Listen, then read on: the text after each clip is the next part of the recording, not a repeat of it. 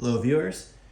Today I have a third gen P-223 Lakewood 20-inch box fan. This is the last item that we acquired at the 2025 fan meet in Pennsylvania, and it's just taking me this long to kind of actually get through with various work obligations and other things going on. So and it seems like I've been making a lot of videos recently fan related, which is just awesome because it sometimes during the other times of the year there's a little bit of a lull. So I'm really happy, and it's fun for me to talk to you guys about this stuff. So I actually have one of these already. The one I have is, I think, in better condition. It's at the other location. I stopped there today for some other reasons, but and I did I did grab a fan while I was there, because ultimately the collection and everything's going to live here. But instead of just like backing up the Suburban to the to the shelf and grabbing everything, I'm just kind of doing it one at a time. Because what I'm doing is I'm also using them as I bring them here. I'll use one for a little while and put it away.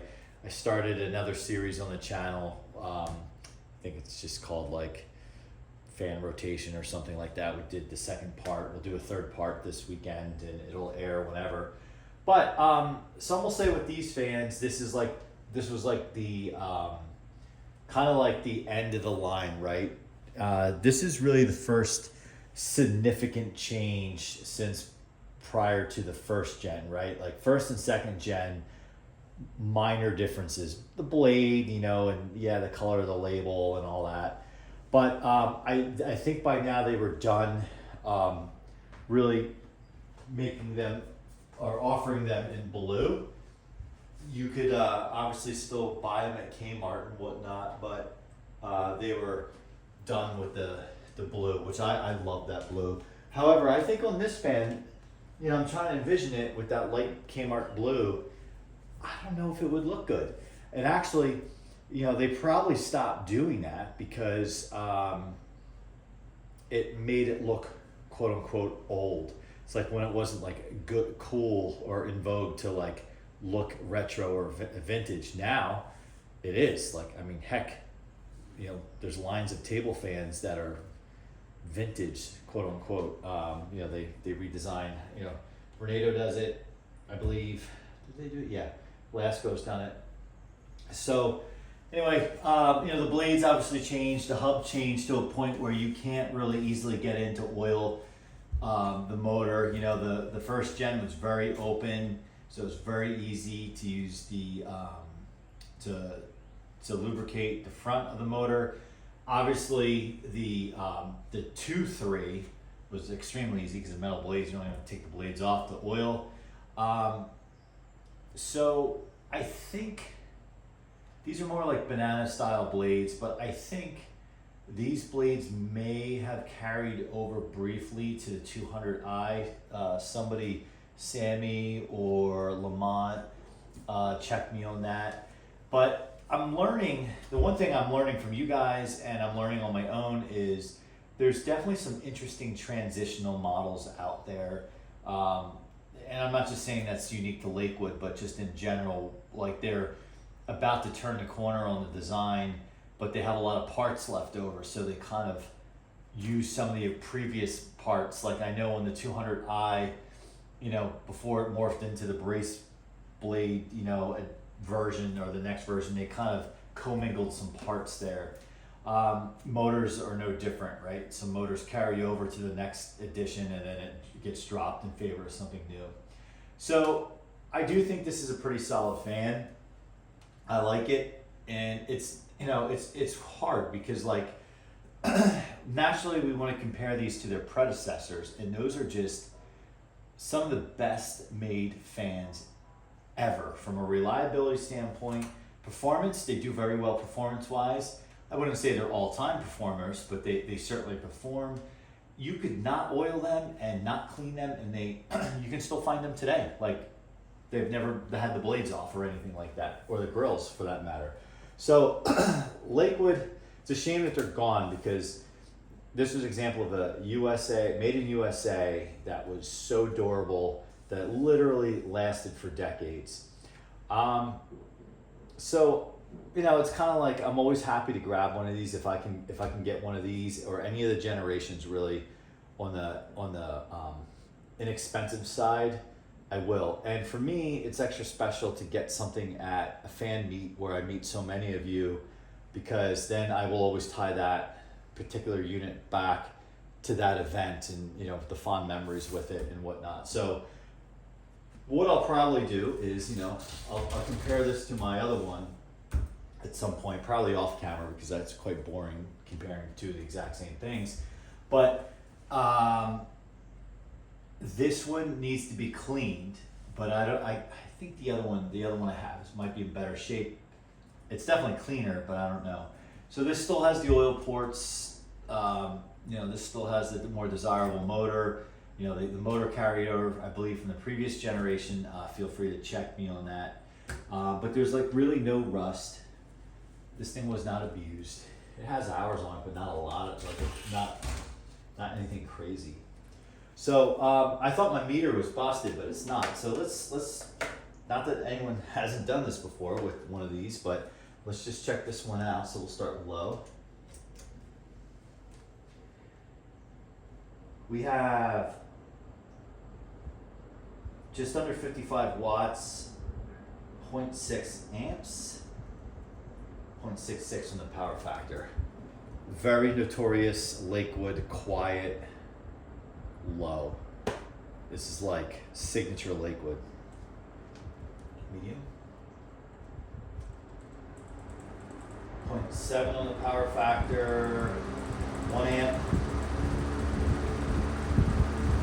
86 watts. Moves good air, and this post-it is just meant to be silly. This was an auction item at the meet, and this is what designated as an auction item with the post-it on it, so not for any reason, but I left it there for now. And then high,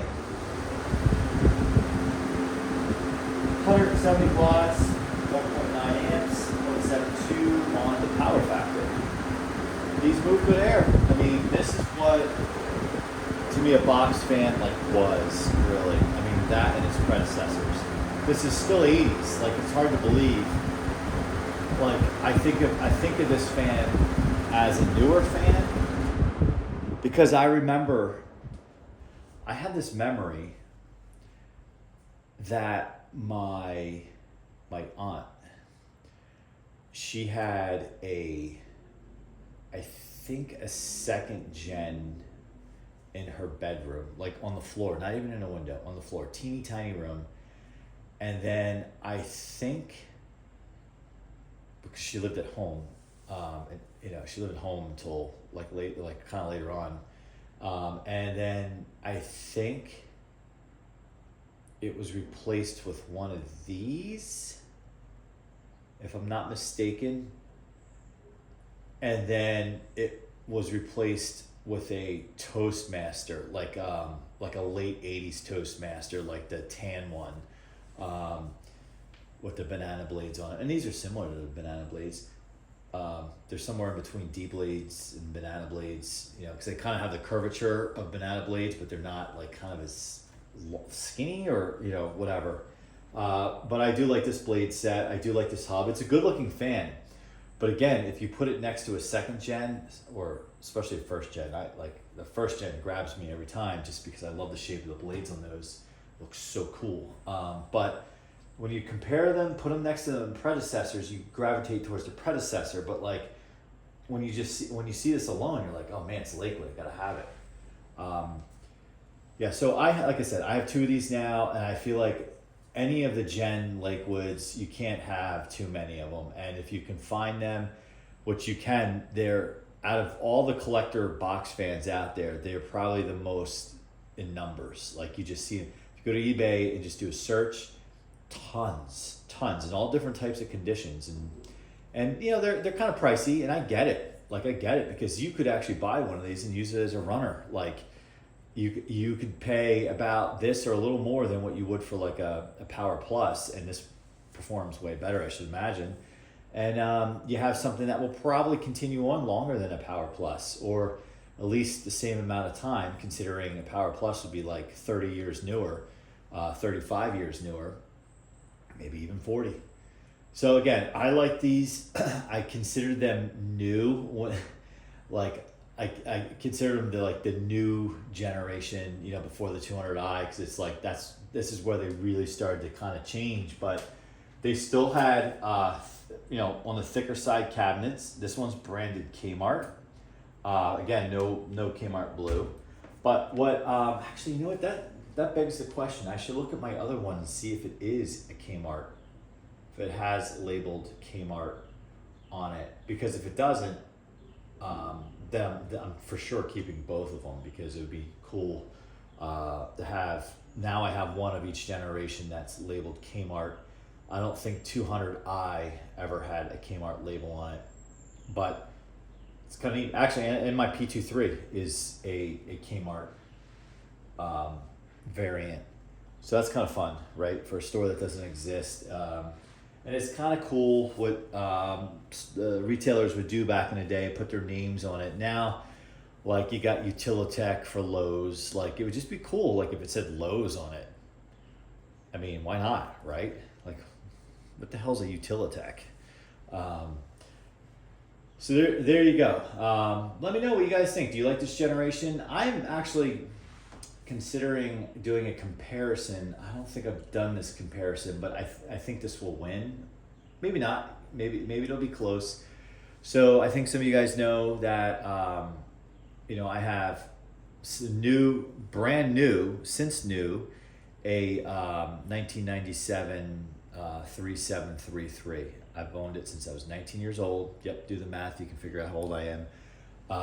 So again, my childhood, my young days were in the 80s. I lived through the whole 80s and 90s. So like, I had definitely strong enough memory that I have the perspectives of the fans of the two different decades. And they're different, way different, but also very good.